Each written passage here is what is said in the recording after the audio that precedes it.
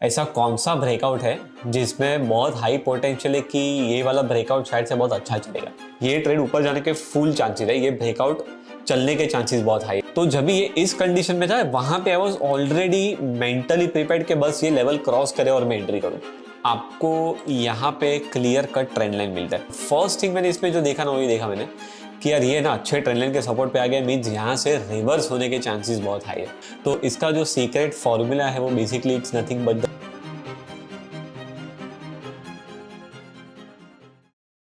Hi guys, welcome back. आज का जो टॉपिक है वो बहुत इंटरेस्टिंग टॉपिक है बाय द वे। और इस टॉपिक में हम लोग डिस्कस करने वाले हैं एक ऐसे फैक्टर के बारे में, जो एक ऐसा एक्स फैक्टर जिसके बारे में हम लोग रोज वेट करते हैं कि ऐसा कौन सा ब्रेकआउट है जिसमें बहुत हाई पोटेंशियल है कि ये वाला ब्रेकआउट शायद से बहुत अच्छा चलेगा। ओके, या हम लोगों को एक ऐसा कन्विक्शन चाहिए होता है कि यार ये चार पैटर्न्स मुझे दिख रहे हैं, लेकिन ये चारों में से कौन सा वाला पैटर्न बहुत लाइकली है कि ब्रेकआउट देगा, राइट? वो भी जो डायरेक्शन में हम लोग सोच रहे हैं वो डायरेक्शन में। So it is like understanding breakout before it happens. ठीक है, तो पहली बात यह है कि जब भी हम ब्रेकआउट होने के पहले कुछ भी सोचते हैं तो it is purely game of probability. Okay, even after the breakout it is probability, पर हाई चांसेस वो ब्रेकआउट होने के, उसे कैसे हम देख सकते हैं या मैं कैसे देखता हूँ उसे, मैं आपसे अभी मैं वो शेयर करता हूँ।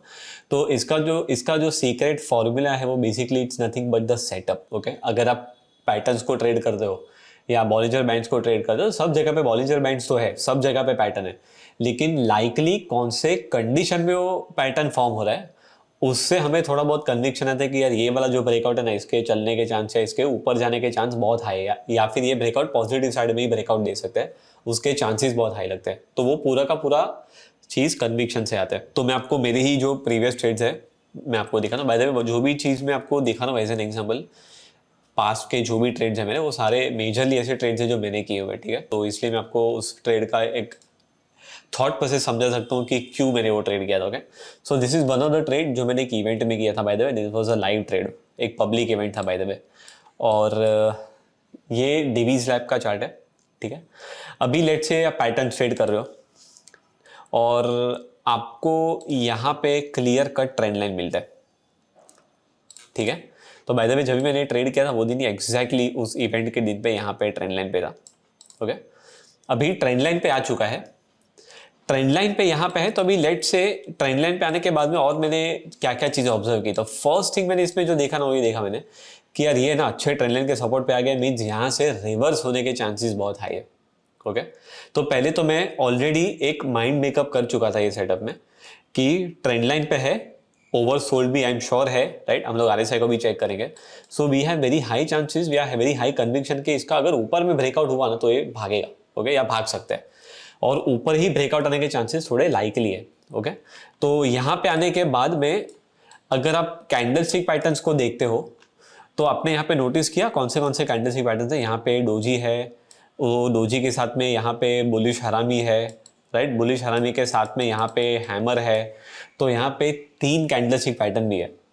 ठीक है, तो तीन कैंडलस्टिक पैटर्न देखने के बाद में अभी आपको एक हिंट आ जाएगा कि भाई ये घूमने का फुल इसका स्कोप है। ओके, अभी दूसरी चीज, अगर आप नोटिस करोगे आरएसआई को, तो प्राइस ने नया लो क्रिएट किया है, लेकिन आरएसआई ने नया लो क्रिएट नहीं किया है। इसे बोलते हैं positive divergence. I am not sure, लेकिन अगर आप मेरे दूसरे वीडियोस चेक करोगे तो उसमें आपको पॉजिटिव डाइवर्जेंस क्या है वो देखने मिल जाएगा। पॉजिटिव डाइवर्जेंस बेसिकली ऐसा कंसेप्ट है आरएसआई में जिसमें मार्केट का अगर गिरने में या गिरने में मोमेंटम कम होता है तो पॉजिटिव डाइवर्जेंस आता है, which is basically a bullish sign.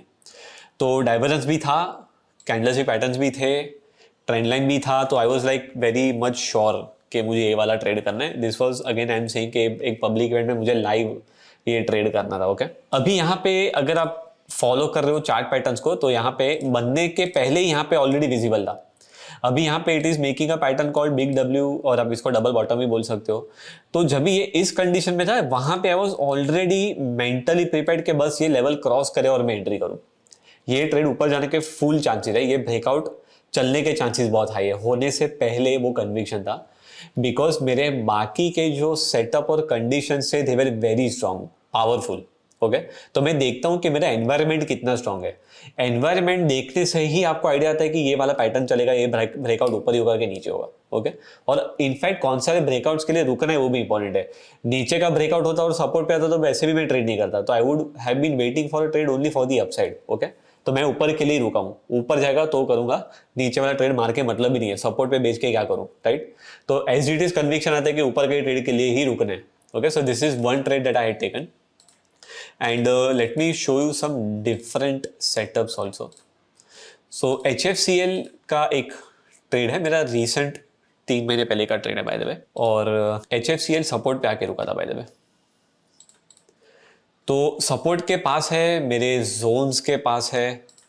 हम लोग ने अभी डिमांड सप्लाई के भी वीडियोस है by the way, so you can always go and check that out. Already I am at a territory जहां पे सेलिंग का स्कोप थोड़ा कम है। दूसरी चीज आप देखो तो विचार ऑलरेडी 170 का नीचे आके 68 तो हो चुका है, तो कौन सा बंदा बेच बेच के भी क्या बेचेगा इसको, राइट। तो already it is very oversold. So ऐसी सिचुएशन में जब भी मैं देखता हूँ तो I normally go and see on intraday charts के इंट्राडे में मुझे कोई एंट्री मिल रहा है क्या। ओके तो by the way there is one platform called Upsurge, I am tied up with Upsurge by the way.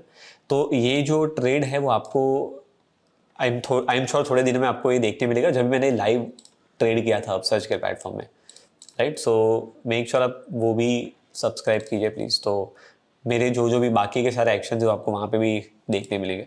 So this was the breakout that I was trading, and ये वाले breakout पे मैंने exit मारा था कहीं पे ये सप्लाई जोन पे। So this was my target and this is where I had exited on the zone. Okay तो ये ट्रेड जो ब्रेकआउट है, ये ब्रेकआउट के लिए मैं पहले से ही रुका था, क्योंकि मैं ऑलरेडी देख रहा हूँ कि वो बड़े टाइम फ्रेम में मेरे सपोर्ट पे आ चुका है, मेरी कंडीशंस बहुत फेवरेबल है। उसके बाद में I went to the lower time frame just for the sake कि अभी बस ब्रेकआउट आए और ये वाला ट्रेड में लॉन्ग में मारूं। तो मैं पहले से ही रेडी था मेंटली कि लॉन्ग का ट्रेड ही लेने मुझे। ओके सो मैं खाली ब्रेकआउट के कंफर्मेशन के लिए रुका था, लेकिन मुझे कन्विक्शन मिल गया कि ट्रेड कौन सी डायरेक्शन में जाना है। ओके तो ब्रेकआउट होने से पहले आपको एक आइडिया आ जाता है कि ये ट्रेड किधर जाने वाला है। ओके हाँ आई वुड रिकमेंड कि ब्रेकआउट होने से पहले ही बाई मत करो, because if you are a breakout trader you will have to wait for a confirmation. लेकिन एक प्री कंफर्मेशन आपका कन्विक्शन और आपका जो कॉन्फिडेंस है वो बहुत बढ़ा देगा वो।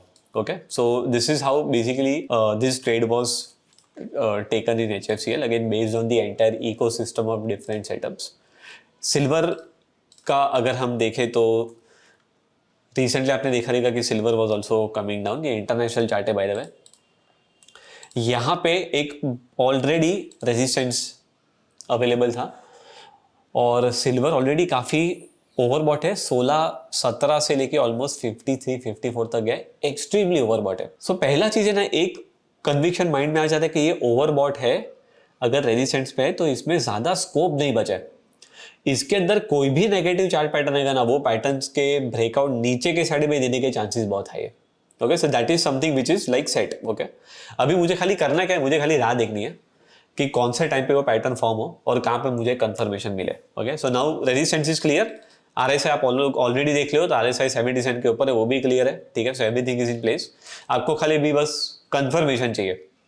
तो अभी ये कंफर्मेशन के लिए if you go to intraday charts, on the intraday charts there was a head and shoulder. I am sure सब लोग हेड एंड शोल्डर पैटर्न को जानते होंगे इसके बारे में। तो हेड एंड शोल्डर पैटर्न बना और फिर हेड एंड शोल्डर के बाद में उसने ब्रेक डाउन दिया। ये जो पैटर्न है ना, it was a very very high conviction pattern. Okay the reason why कि ऑलरेडी तो ओवरबॉट है ही है, रेजिस्टेंस पे स्ट्रगल कर ही रहा है, तो इसमें गिरने के चांसेस इसके बहुत ज़्यादा है। तो ये ब्रेकआउट होने से पहले ही यू गेट अ कंफर्मेशन के भाई रुक जाओ, बस ये कभी ना कभी कंफर्मेशन देगा। तो इसके अंदर मुझे पता है कि मैं लॉन्ग का कोई ब्रेकआउट एक्सपेक्ट ही नहीं कर रहा हूँ, मैं शॉर्ट वाला ही ब्रेकआउट एक्सपेक्ट कर रहा हूँ। ओके तो एक प्री कंफर्मेशन मिल जाता है। तो ये जो सेंस है ना कि ब्रेकआउट होने से पहले एक अंदाजा आना, ये सेंस मैं ऐसे लेता हूँ, ठीक है। मेरा पर्सनल अंडरस्टैंडिंग इस तरीके से आता है सिलेक्शन में, और मेरा कोर सिलेक्शन का क्राइटेरिया बाय द वे यही तरीके से होता है, right. So let me show one more example. HFCL sorry Gujarat gas है ये। तो डिमांड सप्लाई जोन आपको ऑलरेडी पता है, अगर आप इसको देखोगे यहाँ पे तो it was already on a demand zone. Demand zone पे है, इसमें कैंडल स्टिक्स बन रहे हैं, यहाँ पे ट्विजर बॉटम था, यहाँ पे हैमर बन रहा है। ओके अभी ये सब होने के बाद में आपको ब्रेकआउट मिल रहा है यहाँ पे। तो सपोर्ट लेके अगर वो ब्रेक करेगा तो नेचुरली सपोर्ट के टाइम पे आपको आइडिया रहेगा कि ऊपर की ट्रेंड लाइन टूटेगी तो ये निकलेगा आगे। ओके तो ऐसे टाइम पे ये कन्विक्शन बहुत ऐड करता है ट्रेडिंग के टाइम पे। अभी मैं दूसरा कन्विक्शन बता रहा हूँ, ये मैंने मेरे दूसरे वीडियो में ऑलरेडी कवर किया हुआ है। टारगेट भी आ चुका है, तो अभी आपको इतना तो पता है कि जिसका टारगेट आ गया वो तो बेचेगा, और साथ में आपको ये भी पता है कि रेजिस्टेंस के जोन के पास आ चुका है। अभी अगर ऐसे टाइम पे आपको यहाँ पे डबल टॉप पे ऐसे कोई बिग एम के फॉर्मेशन मिले, तो there is very high conviction कि अगला ब्रेकआउट अगर नीचे होगा तो ये शार्प फॉल दे सकता है। तो कन्विक्शन या आपको ब्रेकआउट होने से पहले अगर एक आइडिया चाहिए, तो आप आपके पूरे इकोसिस्टम को स्टडी करो सही से। अगर आप उसे स्टडी करोगे तो आपको पता चलेगा कि इसमें एग्जैक्टली क्या इसका पल्स है, ओके, ब्रेकआउट किस तरीके से जा सकता है। और इनफैक्ट ब्रेकआउट की प्रोबेबिलिटीज भी बहुत हाई हो जाती है अगर आप इस कंडीशंस को असेस करने के बाद में डिसीजन लेते हो तो, right. So that is how basically I look at these things to understand कि ब्रेकआउट के पहले एक अंदाजा आ जाता है कि क्या हो सकता है और कभी आने वाला है, राइट। सो आई होप आपको एक अच्छा सा आइडिया मिला ये वाले टॉपिक से कि हाई कन्विक्शन या ब्रेकआउट्स के पहले how do you have that idea and confidence, okay, कि ये ब्रेकआउट होने वाला है। तो उसी के ऊपर ये टॉपिक था। आई होप आपको एक जेस्ट मिला, आपको एक अच्छे से फ्रेमवर्क मिला सोचने के लिए। And make sure to like the channel also, please subscribe, right. और हम ऐसे इंफॉर्मेटिव वीडियोस आपके साथ आगे लेकर आएंगे, right. So thank you so much for joining in, see you again in our next video.